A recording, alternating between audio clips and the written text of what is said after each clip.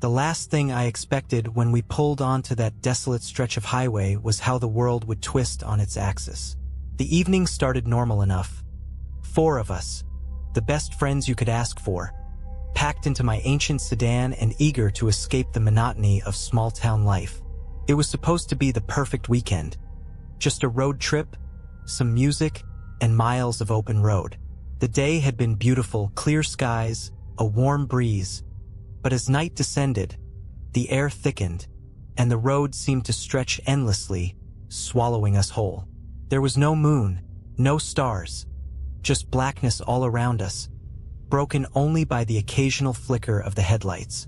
"Check the GPS," I said to my buddy in the passenger seat, trying to hide my unease. But the GPS wasn't responding. It had been glitching for hours, cutting out completely as soon as we left the last town. "Relax," he said. "We'll hit a gas station soon. Or a diner. Something." But there was nothing. No signs. No markers. Just the empty highway. And that was when we saw it. A lone figure standing in the middle of the road. I slammed on the brakes, the car screeching to a halt just feet away. My heart was in my throat as I peered through the windshield at the silhouette. A man, dressed in dark clothes, his head tilted unnaturally to one side. "Is he okay?" Someone whispered from the back seat. Before I could answer, the figure moved. Not toward us, no, it was stranger than that. He stepped to the side, almost disappearing into the shadows, his movements jerky and wrong, like he wasn't used to his own limbs. I rolled the window down a crack, adrenaline spiking. "Hey, do you need help?" No response. The figure vanished into the tree line, swallowed by the blackness. "Let's get out of here," someone said urgently, but the car wouldn't start. The headlights dimmed, and the temperature dropped so sharply inside the car that I could see my breath fogging in front of me. The smell hit next, coppery, metallic, wrong. And then, just outside the driver's side window, something scraped against the glass. The sound against the glass wasn't just a random scrape. It was deliberate, slow and measured, like someone was testing the barrier between us. Everyone froze. I could feel my heart pounding in my throat as I turned my head toward the window. There was nothing there. "Drive! Now!" Someone shouted from the back seat, but the car still wouldn't start. I cranked the ignition furiously, each attempt accompanied by a weak cough from the engine and that awful scraping sound. And then the figure reappeared. It wasn't standing anymore. It was crouched low, hands pressed to the asphalt like an animal ready to pounce. The way it moved, its limbs too long, its joints bending in unnatural directions, wasn't human. My fingers fumbled to lock the doors. The figure's head tilted back as if sensing my fear, and for the first time, I saw its face. Except, it didn't have a face. Just smooth, featureless skin stretched where its eyes, nose, and mouth should have been. My stomach churned as I realized that it was looking at me, or sensing me, somehow without needing eyes at all. "What the hell is that?" someone whispered, their voice trembling. Before anyone could react, the thing darted forward, slamming its hands against the hood of the car. The entire vehicle shuddered under its weight. It moved with impossible speed, dragging itself across the windshield, leaving long, jagged scratches on the glass. Its head tilted again, unnaturally, as if it were studying us. And then, just as quickly as it had appeared, it was gone. The silence that followed was deafening. No one spoke, too stunned to process what had just happened. My hands were shaking so badly that I could barely grip the steering wheel. I turned the key again. This time, mercifully, the engine roared to life. "Go!" Someone screamed, and I didn't need to be told twice. The tires squealed as I floored it, speeding down the highway like my life depended on it. For a few minutes, it seemed like we were in the clear. But then the headlights flickered and the GPS, still useless, lit up on its own. The screen showed no map, no roads, just static, and a single word, flickering in and out like an old neon sign. "Turn around." "Nope, nope, nope," I muttered, keeping my eyes on the road, but the car began to slow on its own, the engine sputtering like it was being choked. The lights dimmed again, and the road ahead was swallowed by darkness. That was when we saw them, shapes emerging from the shadows on both sides of the road. Dozens of them, figures, all with that same faceless, wrong-bodied appearance, stepping onto the highway as if drawn to the car. They didn't run. They didn't need to. They moved in perfect unison, their jerky steps almost mechanical. The car came to a stop, no matter how hard I pressed on the gas. And we were trapped, surrounded. One of them reached the driver's side window, its hand pressing flat against the glass. Its head tilted, the smooth skin where its face should have been inches from my own. And then it spoke. Not with words. The sound was inside my head. A crackling, distorted noise like a radio stuck between stations. But the message was clear. You don't belong here. The sound in my head was unbearable, like shards of static tearing through my thoughts. I clutched the sides of my head, desperate to block it out, but it was inside me. There was no escaping it. You don't belong here. The figures pressed closer, their hands smearing the windows with dark streaks that weren't blood but something thicker, blacker, as if the night itself was oozing from their touch. The car groaned under the weight of their hands, their jerky movements growing more synchronized, more purposeful. One of them climbed onto the hood, its body folding unnaturally as it peered into the windshield. Then the radio crackled to life. No one had touched it, but the dial spun wildly, jumping through stations before settling on a voice. A woman's voice, calm and hollow. "Turn off your headlights," it said. "What?" I gasped, looking at my friends. "Are you crazy?" The radio hissed, and the voice came again, this time more insistent. "Turn off your headlights. Now!" "I'm not doing that," I yelled, gripping the wheel tighter. But as I said it, the headlights flickered on their own, dimming and then surging back to life. The figures recoiled slightly, their bodies twisting as if in pain.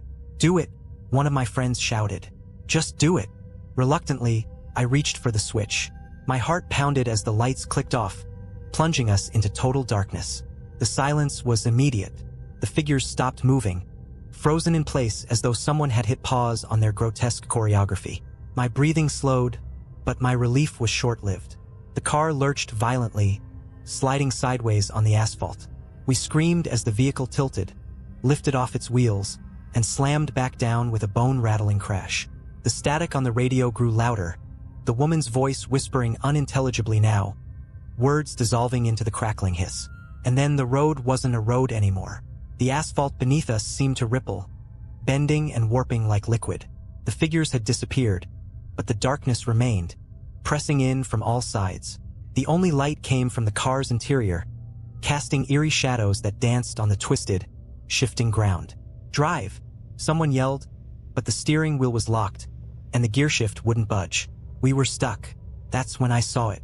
In the rearview mirror, a shape massive and indistinct, rising out of the blackness. It wasn't like the figures we'd seen before. This thing was something else entirely. Its form was constantly shifting, a swirling mass of limbs and faces, all melding and breaking apart in an endless cycle of grotesque transformation. It moved closer, and I could feel it. Its weight, its presence bearing down on us. The woman's voice returned, clear and sharp over the static. "Do not look at it. Too late." My eyes were locked on the mirror, unable to tear away from the horrifying spectacle. The faces within the thing seemed to turn toward me, their mouths stretching wide in silent screams. My vision blurred, and a sharp pain shot through my skull, as if something was trying to claw its way into my mind. "Close your eyes," the voice demanded. I squeezed my eyes shut, my hands gripping the wheel so tightly that my knuckles turned white. Around me, I heard my friends sobbing, panicking, but I couldn't open my eyes. I wouldn't. The thing was closer now. I could feel its cold breath on the back of my neck, hear the wet, squelching sound of its body shifting and expanding. "Say it," the voice whispered. "Say what?" I croaked, my voice barely audible. The radio crackled again, and the voice became a chorus, overlapping itself in a distorted harmony. "You don't belong here." I didn't understand, but I repeated the words, my voice trembling. "I don't belong here." The ground beneath the car shifted violently, and I felt a sensation like falling, plummeting through darkness, weightless and disoriented. The chorus grew louder, echoing inside my skull, until it suddenly stopped, and everything went silent. When I opened my eyes, I was no longer in the car. I wasn't anywhere. It was like being suspended in an endless void, a place where the laws of reality no longer applied. My friends were there, or at least I thought they were. Their shapes flickered in and out of focus, like reflections on a rippling surface. I tried to move, but there was no ground beneath me, no sense of direction or gravity. "Where are we?"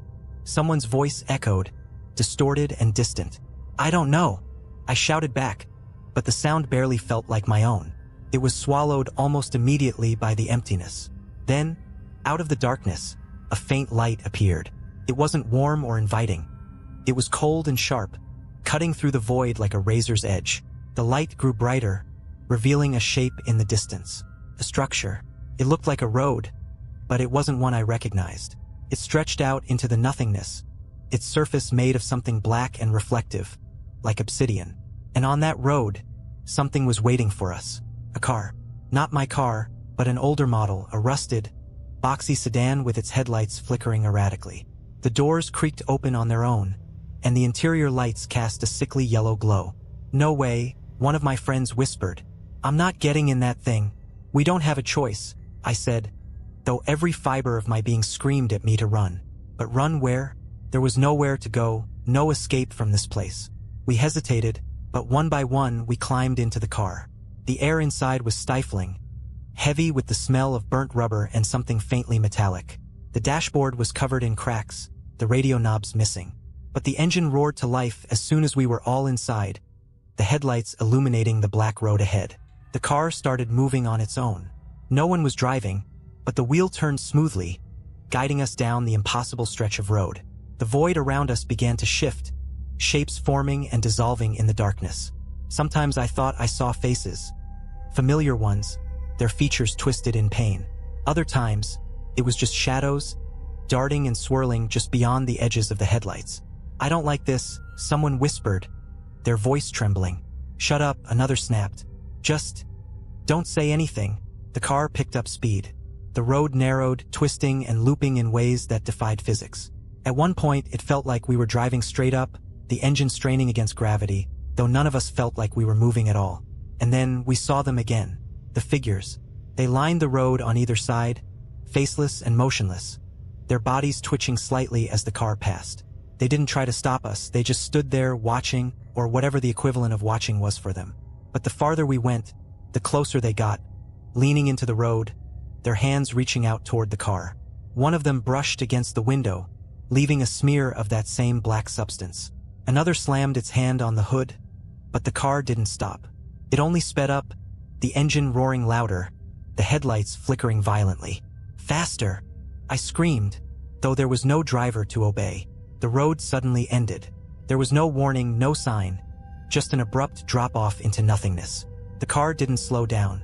It barreled straight off the edge, and for a moment we were weightless, suspended in the void. Then we hit the ground. The impact jolted me awake, or at least it felt like waking. I was back in my car, on the same highway where this nightmare had started. My friends were there, too, all of us gasping for air, trembling with the aftershock of whatever had just happened. The road was empty. The night was quiet, and yet something was wrong. The GPS had reset, displaying the map of our route again, as if nothing had ever gone wrong. But the destination had changed. Home. We didn't input it, and when I tried to change it, the screen flickered, locking onto that single word. The road ahead stretched endlessly into the darkness, and for the first time, I noticed something in the rearview mirror. A figure standing in the distance, faceless, waiting. We sat in silence, the air inside the car so thick it felt like we were choking on it. None of us said a word, but I could tell we were all thinking the same thing. The figure was still there, standing motionless in the rearview mirror, just at the edge of the taillight's glow. Every instinct in me screamed to drive, to get as far away from it as possible, but my hands were frozen on the wheel. And then the GPS spoke. "Proceed to your destination." The voice was robotic, calm, and utterly detached from the terror that had taken root in my chest. I hesitated, my fingers trembling as they gripped the wheel. "Don't listen to it," one of my friends whispered. "It's leading us back to whatever that was." "What else do we do?" I snapped. "We're in the middle of nowhere." Before anyone could answer, the figure in the rearview mirror took a step forward. Just one step, but it was enough to jolt me into action. I slammed the car into drive and floored the gas pedal. The engine roared, and the car lurched forward, tearing down the highway at breakneck speed. The figure didn't follow, but I couldn't shake the feeling that it didn't need to, that somehow, no matter how far we drove, it would always be right behind us. The miles blurred together as we sped down the desolate road. No signs, no turns, just an endless stretch of asphalt cutting through the darkness. The GPS kept repeating the same phrase, its monotone voice like nails on a chalkboard. "Proceed to your destination." Hours passed, or maybe it was minutes. Time didn't feel real anymore. Every so often, I'd glance in the rearview mirror, half expecting to see the figure again. But the road behind us was empty. "We're not getting anywhere," someone said. Their voice was shaky, on the verge of panic. "We've been driving for hours, and nothing's changed." They were right. The fuel gauge hadn't budged. The clock on the dashboard was frozen at 3:17 a.m. It was like we were trapped in some kind of loop, endlessly circling the same stretch of highway. And then the radio came back on. First, it was just static. But slowly, a voice emerged from the noise. A low, gravelly whisper that sent shivers down my spine. "You can't escape," it said. "Not without giving it what it wants." "What does that mean?" I shouted, my voice cracking. "What does it want?" The voice didn't answer. Instead, the GPS screen flickered, the map disappearing and being replaced with a single word. "Choose." "What the hell does that mean?" Someone screamed from the back seat. Before I could respond, the headlights flickered, and the road ahead began to change. Shapes emerged from the darkness, their edges sharp and unnatural. They formed structures, buildings, trees, landmarks, but they were wrong, distorted, like reflections in a funhouse mirror. And then I saw it, an intersection up ahead. Two roads diverged, stretching into the void. One was bathed in light, warm and inviting, with the faint silhouette of a small town visible in the distance. The other was shrouded in shadows, a jagged, twisting path that seemed to plunge straight into the abyss. The GPS spoke again. "Choose." I slammed on the brakes, the car skidding to a stop at the edge of the intersection. The two paths loomed before us, each one more unsettling than the last. "What do we do?" someone asked, their voice trembling. "We take the lighted road," another insisted. "It has to be the way out." "But what if it's a trap?" I countered. "What if that's what it wants us to think?" The shadows on the dark road seemed to shift, writhing like living things. And in the distance, I thought I saw movement. A figure, or perhaps several, waiting in the blackness. I closed my eyes, my mind racing. The voice on the radio, the figures, the void. It all felt like some twisted game, one designed to break us. "We have to choose," I said finally. "We don't have a choice." The car idled at the crossroads, the engine humming like a heartbeat. My hand hovered over the gearshift, my pulse racing. And then, without a word, I made my decision. I turned the wheel sharply, aiming the car tower. The wheel turned toward the shadowed road, the one that plunged into the abyss. My gut screamed to stop, to reverse, to take the lighted path instead. But something about that glowing road felt too perfect, too unnatural. I pressed the gas. The car crept forward, its headlights barely penetrating the thick, writhing darkness ahead. "What are you doing?" someone shouted from the back seat. "It's a trap," I said, my voice shaking. "The lighted road. It's too easy." "Nothing about this is supposed to be easy," the others protested, but their voices grew faint as the shadows swallowed us. The road twisted and narrowed, the air growing colder with every passing second. The GPS screen flickered and died, leaving us with nothing but the headlights to guide us.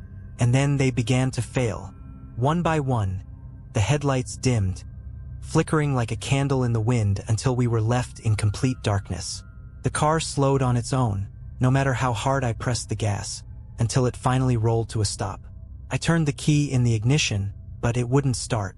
The dashboard lights blinked and faded, leaving us stranded in the silent void. "Now what?" someone whispered, their voice trembling. Before I could answer, a soft noise broke the stillness. A faint, rhythmic tapping, like something lightly rapping against the car's roof. It was almost gentle, like the ticking of a clock. Tap, tap, tap. My hands gripped the wheel so tightly that my knuckles turned white. "Don't move," I whispered. "Don't make a sound." The tapping grew louder, more insistent. It moved from the roof to the windows, circling the car like a predator sizing up its prey. The air inside grew heavy, suffocating, and the smell of burnt metal and decay seeped in, making my stomach churn. And then we saw it. A face, or something that resembled one, pressed against the passenger side window. It was pale and featureless, with hollow indents where the eyes and mouth should have been. The skin looked wrong, like stretched leather, and the longer I stared, the more it seemed to shift, the features twisting into something almost human but not quite. The thing tilted its head as if studying us, and then it smiled. Not with a mouth, there wasn't one, but with a crack that split the blank surface of its face, jagged and impossibly wide. Someone screamed, breaking the fragile silence. The thing slammed its hand against the glass, and the car shook violently. More shapes emerged from the shadows, surrounding us. They weren't human. Their forms shifted and stretched, limbs too long, joints bending in ways that defied logic. They pressed against the car, their faces, or what passed for faces, peering in. "Turn the lights back on," someone screamed, but the headlights were dead. The engine wouldn't start. We were trapped. And then the radio crackled to life again. "You chose," the voice said, cold and final. "Now you must face it." The shapes outside began to claw at the car, their fingers leaving deep, black gouges in the metal. The roof buckled under their weight, and the windows began to crack, the glass splintering under the pressure. I closed my eyes, bracing for the end. But then, through the static, I heard something else. A faint, rhythmic hum, like a song just barely audible beneath the noise. It was coming from the road ahead. "Go!" I shouted, though I had no idea how. "We have to get to the end." The car lurched forward on its own, the engine roaring back to life as if something had willed it to move. The figures clawed at the vehicle, but they couldn't stop it. The darkness seemed to push back as we accelerated, the humming growing louder, guiding us towards something I couldn't yet see. The road ended abruptly, opening into a blinding light that swallowed everything. When I came to, we were parked on the side of the highway, back where it had all started. The car was still running, the gas gauge full. My friends were silent, staring blankly out the windows, their faces pale and drawn. "What just happened?" someone whispered. I didn't answer, couldn't. My hands were trembling as I gripped the wheel, staring at the road ahead. The GPS was back to normal, the destination reset to where we had been heading before everything went wrong. But in the rearview mirror, I saw it again. A figure, standing at the edge of the tree line, watching, waiting. We never spoke about that night again. We made it home, but things were never the same. Some of us moved away, others drifted apart. But I know one thing for certain, that road is still out there, and so is whatever waits at its end. Weeks passed, but the memory of that night clung to me like a second skin. I couldn't sleep without seeing their faces or lack thereof. In the darkness behind my eyelids, I started sleeping with the lights on, the radio unplugged, and my phone turned off, but it didn't help. The others were struggling too. We barely spoke to each other anymore, each of us drowning in our own silent torment. Whenever I tried reaching out, all I got were short, clipped responses, or worse, silence. Whatever had happened on that road had broken something inside us. And then the strange things began. The first time it happened, I was driving home from work. The sun was just setting, and the sky was a mix of purples and reds. I was stuck in traffic, absent-mindedly staring at the license plate of the car in front of me. When my radio flicked on, I hadn't touched it. Static crackled through the speakers, and for a moment, I thought it was just interference. But then I heard it, that voice. The same voice that had spoken to us on the highway. "You don't belong here." I slammed my hand on the power button, but the radio wouldn't turn off. The static grew louder, and I swore I could hear something else beneath it. A faint tapping sound, like fingers drumming against glass. The traffic light turned green, and I floored it, weaving through cars as I tried to get away from What? I didn't know. But the tapping followed me. It wasn't coming from the radio anymore. It was coming from inside the car. I glanced at the rearview mirror and froze. The figure was there, sitting in the back seat. Its smooth, featureless face turned toward me. It tilted its head, and I swear I saw that jagged crack of a smile begin to form. I didn't remember pulling over. All I know is that when I opened my eyes, I was on the side of the road, my hands gripping the steering wheel so tightly that my knuckles were white. The radio was off, the car silent, but the feeling of being watched lingered, pressing down on me like a physical weight. The others experienced similar things. One of my friends called me in the middle of the night, his voice shaking as he described seeing the figures outside his apartment, standing motionless under the streetlights. Another swore he heard the hum, the same one from the shadowed road, whenever he tried to sleep. And then there was the missing time. I'd wake up in strange places, with no memory of how I got there. Parking lot, a gas station off the interstate. Once, I found myself standing in the middle of my own living room, the front door wide open and the cold night air pouring in. Each time, I felt like I'd been somewhere else. Somewhere I couldn't remember, but that filled me with a sense of dread so profound it left me shaking. The worst came one night, about a month after the road trip. I was home alone, trying to distract myself with a movie, when the power went out. The room was plunged into darkness, and the silence was deafening. I fumbled for my phone, but it wouldn't turn on. And then the tapping started. It was faint at first, coming from the windows. Then it grew louder, circling the house, moving from one window to the next. I grabbed a flashlight and shined it outside, but there was nothing there. Just the empty yard and the swaying shadows of the trees. "Leave me alone!" I screamed, my voice breaking. The tapping stopped. For a moment, the silence felt like a reprieve. But then I saw it. A shape, standing at the edge of the yard, barely visible in the flashlight's beam. It stepped closer, its movements slow and deliberate. I didn't wait to see what it would do. I ran out the back door, my bare feet slapping against the cold ground as I sprinted toward my car. I fumbled with the keys, tears streaming down my face, and finally managed to start the engine. As I sped away, I glanced in the rearview mirror. It was sitting in the back seat again, its head tilted, its smile widening. I don't know how to stop it. I don't even know what it wants. All I know is that the road never really let us go. Still out there, waiting, calling us back. And sooner or later, I think it's going to get what it came for. I knew it was only a matter of time before the road demanded more. The signs were everywhere, subtle at first, then impossible to ignore. The clock on my dashboard always seemed to read 3:17 a.m., no matter the time of day. My GPS would glitch and show nothing but the word home, the same way it had that night. And the figures, they were closer now. At first, I'd only catch glimpses of them. A shadow standing just out of reach of a streetlight, a reflection in a window that shouldn't have been there. But as the days wore on, they grew bolder. I'd find handprints on my car in the morning, long smears of that black, tar-like substance trailing down the windows. The others were suffering, too. One friend disappeared completely. His phone went straight to voicemail, and when I went to his apartment, the place was eerily empty. No furniture, no clothes, just the faint smell of burnt metal lingering in the air. The rest of us tried to stick together, but we were falling apart. One of them, the quietest of the group, called me one night, his voice ragged and broken. "I saw it again," he whispered. "The road. It's in my dreams, but it's not a dream. I wake up and I'm there." "Where?" I demanded. "What do you mean?" He didn't answer. The line went dead. It was the second week of this madness when I found myself driving toward the highway again. I didn't remember deciding to go. I didn't even remember getting in the car. But there I was, the empty road stretching ahead of me, the clock on the dashboard frozen at 3:17 a.m. I should have turned around. I should have stopped the car, gotten out, anything. But my hands were locked on the wheel, my foot pressing down on the gas as if I had no control over my own body. The highway looked the same as it had that night. Endless, desolate, and suffocatingly dark. But this time there were no stars, no moonlight. Just blackness, thick and impenetrable, swallowing the edges of the road. The GPS flickered to life, its screen glowing faintly. The word "choose" appeared again, flashing rhythmically, like the beating of a heart. And then the radio crackled. "You're almost there," the voice said. It wasn't robotic this time. It was deeper, colder, almost human, but with an edge that sent shivers down my spine. "Why?" I whispered, not expecting an answer. But the voice responded. "To finish what you started."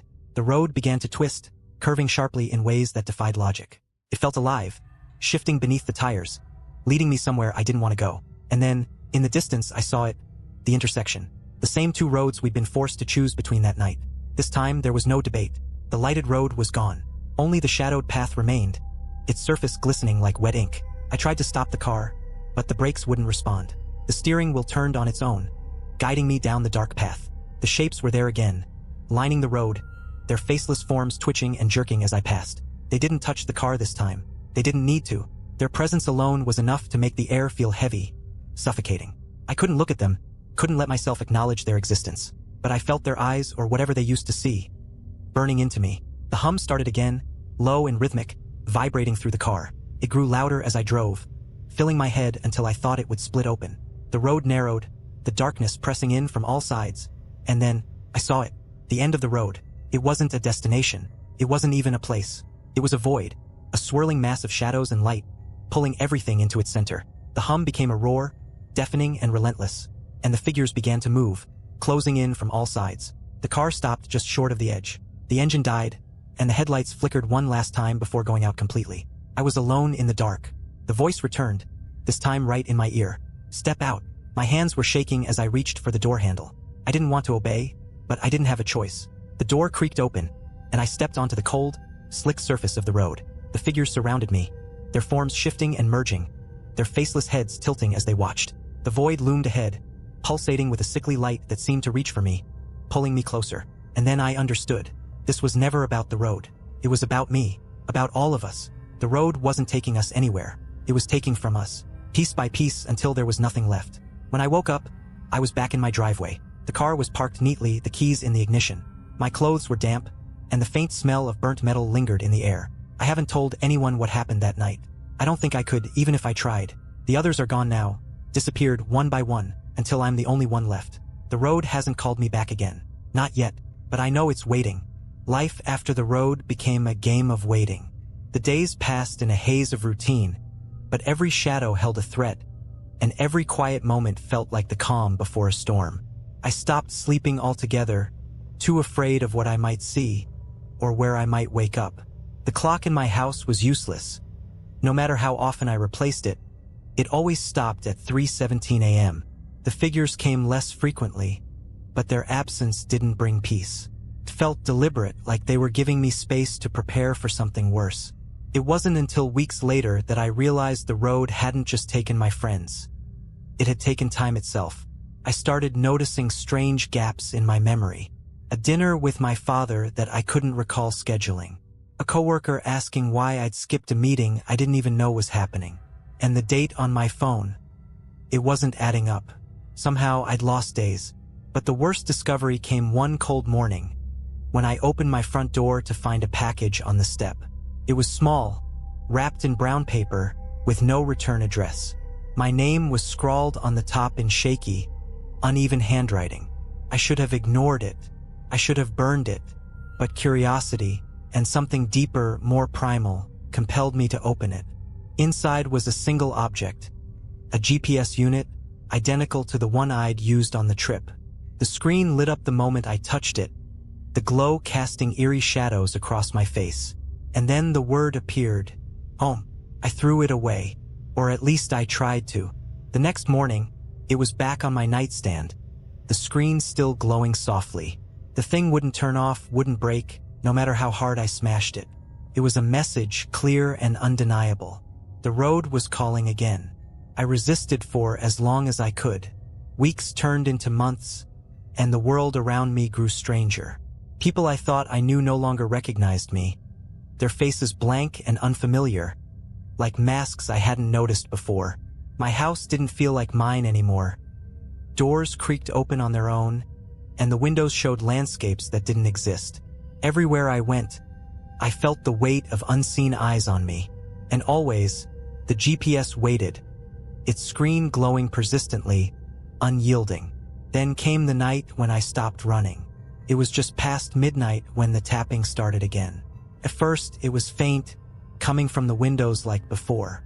But this time, it grew louder, faster, until it sounded like the walls themselves were alive, trembling under the force. The lights flickered, the air thickened, and the GPS chimed from its spot on the nightstand. The screen had changed. Last chance. I didn't argue. I didn't resist. I grabbed the GPS, got into my car, and let it guide me. The road was waiting for me, just as I remembered it. That suffocating darkness, the endless stretch of asphalt, and the clock frozen at 3:17 a.m. The GPS led me unerringly to the intersection. The same two paths, now both shrouded in shadows. But this time, there was no hesitation. The car moved forward, the road narrowing into a single lane that twisted into the void. The hum started again, low and menacing, growing louder with each passing second. The figures were there, lining the road, their faceless heads turning as I passed. They didn't stop me. They didn't need to. At the end of the road, the void was waiting. It was larger now, more alive, its swirling mass of shadows and light pulsating with a hunger that felt infinite. I stopped the car and stepped out, the ground beneath me slick and cold. The figures closed in, their forms blending with the darkness. And then the voice returned, not from the GPS, but from everywhere, all around me. "You were warned." I fell to my knees, the weight of the voice pressing me down. "What do you want?" I shouted, my voice raw. "Why me?" The void pulsated, and for the first time, I felt its answer. Not in words, but in a surge of emotion so overwhelming it nearly consumed me. It wasn't anger or hatred. It was hunger. The road didn't want me.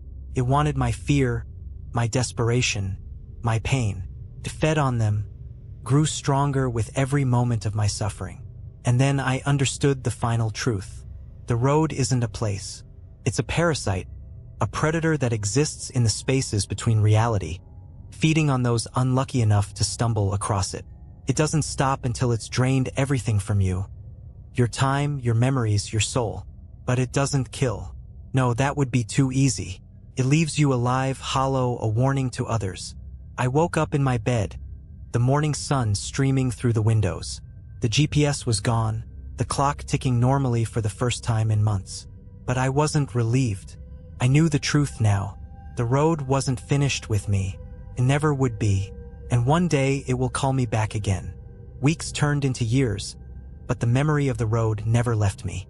It lingered like a shadow at the edges of my mind, seeping into every quiet moment. The smell of burnt metal haunted my dreams, and the tapping sound followed me wherever I went. But the road itself, its pull, was silent. For a while I thought I was free. I rebuilt my life, moved to a new city, changed my phone, and cut ties with anyone who knew what happened. I thought distance could save me. I thought time could bury it. I was wrong. The first sign came one cold autumn night. I was working late, the streets outside my office eerily empty. When I got into my car, I felt it immediately. A shift in the air, the faint hum of something wrong. The GPS lit up on its own. I hadn't used one in years, but there it was, glowing on the dashboard, even though I'd never installed one in this car. Home. I turned it off. I threw it onto the floor. But when I looked up, the road ahead had changed. The familiar streets of my city were gone, replaced by that endless stretch of highway, the one I swore I'd never see again. The clock on the dashboard read 3:17 a.m., and the figures were there, standing in the distance, waiting. This time, I didn't panic. The road had taken so much from me. My friends, my sanity, my life as I knew it. But it hadn't taken everything. Not yet. I gripped the wheel and pressed the gas, speeding toward the figures. They didn't move, didn't flinch, even as the car hurtled toward them. But just as I was about to hit them, they vanished, dissolving into the darkness like smoke. The road stretched on, twisting and narrowing, the hum growing louder. But this time, I didn't stop. I wouldn't let it break me. Hours, maybe days, passed as I drove. Time meant nothing here, the void swallowing every second, every mile. The figures appeared and disappeared, sometimes standing in the middle of the road, sometimes watching from the shadows. But they didn't scare me anymore. And then the road began to change. The asphalt cracked and warped, turning to something soft and pliable, like flesh. The headlights flickered, illuminating strange shapes in the distance. Structures that looked like buildings but weren't, their edges shifting and melting as I approached. The hum became a roar, the air vibrating with its intensity. And then, in the distance, I saw it, the void. It was larger now, its edges stretching into infinity. The figures lined the path to its center, their faceless heads tilted as they watched. This time, I didn't stop. I drove straight into the void. The car was swallowed by the darkness, the roar deafening, the air crushing. And then, everything went silent. When I woke up, I wasn't in my car. I wasn't on the road. I was standing in the middle of my childhood bedroom. Everything was exactly as I remembered it. The faded wallpaper, the old wooden desk, the posters on the walls. But something was wrong. The room was too quiet, too still, as if the air itself was holding its breath. I turned toward the window, and my heart froze. The road was there, stretching into the horizon, the figures waiting at its edges. And then I saw myself. I was standing on the road, behind the wheel of my car, staring back at the house. The version of me on the road looked different, older, worn, hollow. Our eyes met, and I felt something cold and heavy settle in my chest. The other me smiled. I woke up again, this time in my apartment, drenched in sweat. The GPS was gone. The clock read 6 a.m. The world seemed normal, but I know better now. The road isn't just a place. It's a cycle, a loop that keeps pulling you back. No matter how far you run, you can't escape it. You can only delay it. And one day, the road will come for you, too. I don't know how long I've been fighting this thing,